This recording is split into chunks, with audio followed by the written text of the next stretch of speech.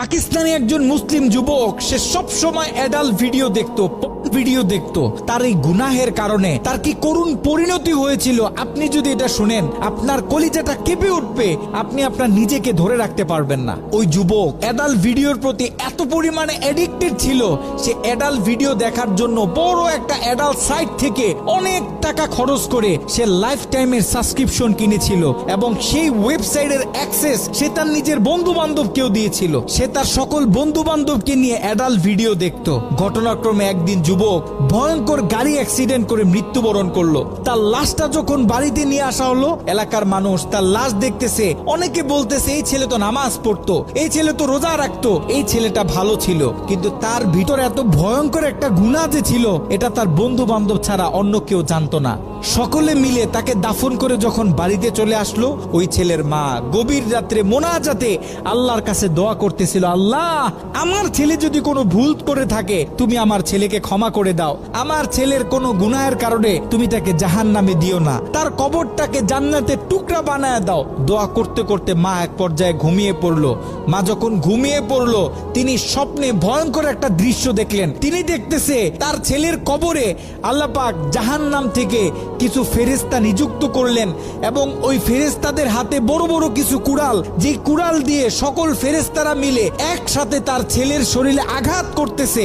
যদি তার ছেলের হাতে আঘাত করে তাহলে হাতটা কেটে দূরে গিয়ে পড়তেছে, যদি পায়ে আঘাত করে তাহলে পাটা কেটে দূরে গিয়ে পড়তেছে। তার ছেলে ভয়ঙ্কর ভাবে চিৎকার দিতেছে। ছেলের ভয়ঙ্কর চিৎকার শুনে মায়ের ঘুম ভেঙে গেল।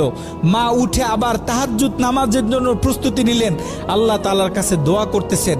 দ্বিতীয় দিন গভীর রাতে যখন মা ঘুমিয়ে পড়লেন, তিনি দ্বিতীয় দিন আরো ভয়ঙ্কর চিত্র দেখলেন, যেখানে প্রথম দিন 8 থেকে 10 জন ফেরেশতা দিয়ে আল্লাহ পাক তার ছেলের উপর আযাব দিতেছিলেন, সেখানে দ্বিতীয় দিন 30 থেকে 40 জন জাহান্নামী ফেরেশতারা তার ছেলের উপর আযাব দিতেছিল। তার মা আরো ভয় পেয়ে গেল। তৃতীয় দিন গভীর রাতে ওই ছেলের মা যখন আবার ঘুমিয়ে পড়লো, তৃতীয় দিন তিনি খেয়াল করলেন 50 থেকে 60 জন জাহান্নামী ফেরেশতারা তার ছেলের উপর আযাব দিতেছে, তার ছেলের উপর আক্রমণ করতেছে। তার ছেলে ভয়ঙ্কর ভাবে চিৎকার দিতেছে।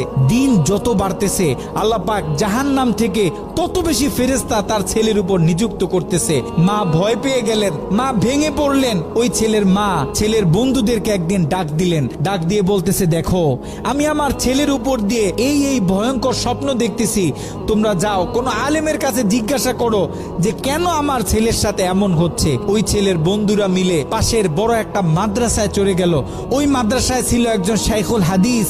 তার কাছে গিয়ে যখন পুরো স্বপ্নটা ব্যাখ্যা করা হলো, শাইখুল হাদিস স্বপ্নটা শুনে তিনি থরথর করে কাঁপতেছিলেন। শাইখুল হাদিস ওই ছেলের বন্ধুদেরকে জিজ্ঞাসা করতেছে, তোমাদের বন্ধু দুনিয়াতে থাকা অবস্থায় এমন কি কোনো গুনাহ করত যেই গুনাহ তার মৃত্যুর পরে এখন অন্য মানুষ করতেছে? তখন ওই ছেলের বন্ধুগুলো মাথাটা নিচের দিকে আসামির মতো দিয়ে চোখের পানি ছেড়ে বলতেছে, হ্যাঁ আমাদের বন্ধু এমন একটা গুনাহ করত যেই গুনাহটা সে পৃথিবী থেকে চলে যাওয়ার পরেও এখন আমরা করতেছি, আমাদের থেকে অন্য মানুষেরা করতেছে, তাদের থেকে অন্য মানুষেরা করতেছে। আমাদের বন্ধু অ্যাডাল্ট ভিডিও দেখতো, সে একটা সাইট থেকে সাবস্ক্রিপশন কিনেছিল, সেই মেইল পাসওয়ার্ড আমাদেরকে দিয়েছিল, আমরা আমাদের বন্ধুদেরকে দিয়েছি, তারা তাদের বন্ধুদেরকে দিয়েছে। এরকম করে এটা আস্তে আস্তে ছড়িয়ে পড়তেছে। ওই আলেম বলতেছে, শোনো তার এই গুনাহ পৃথিবীতে যত মানুষ করবে, দৈনিক যত মানুষ এই গুনাহের সাথে লিপ্ত হবে, আল্লাহ পাক জাহান্নামের তত বেশি ফেরেশতা তোমাদের বন্ধুর উপর আযাব দেওয়ার জন্য নিযুক্ত করে দিবেন। নাউজুবিল্লাহ। যত সম্ভব পারো তোমরা এই ওয়েবসাইটের অ্যাক্সেসটা বন্ধ করার চেষ্টা করো। ওই ছেলের বন্ধুরা অনেক কষ্ট করে সে অ্যাডাল্ট সাইটের এডমিনদের সাথে যোগাযোগ করতে সক্ষম হয়।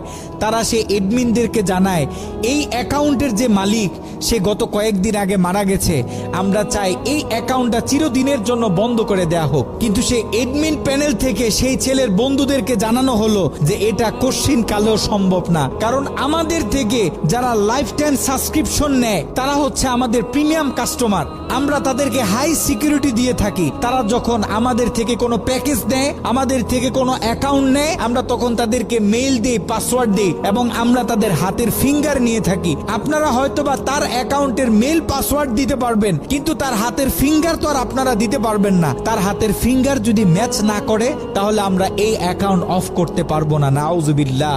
একটু চিন্তা করে দেখেন, ওই ছেলের রেখে যাওয়া অ্যাকাউন্ট থেকে যত মানুষ খারাপ কাজে লিপ্ত হবে, যত মানুষ পর্ন ভিডিও দেখবে, তত গুনাহ তার আমল নামায় যেতে থাকবে।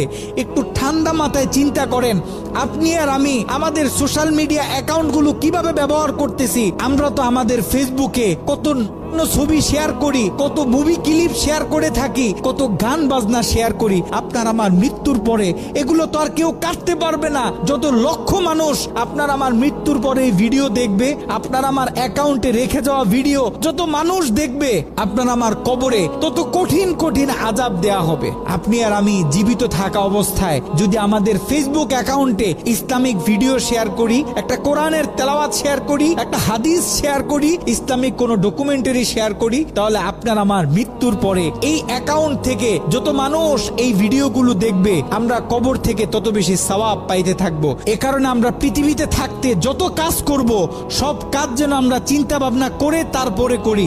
এমন কোনো কাজ করব না যে কাজ আমার মৃত্যুর পরে আমার কবরে আযাব বাড়িয়ে দিবে।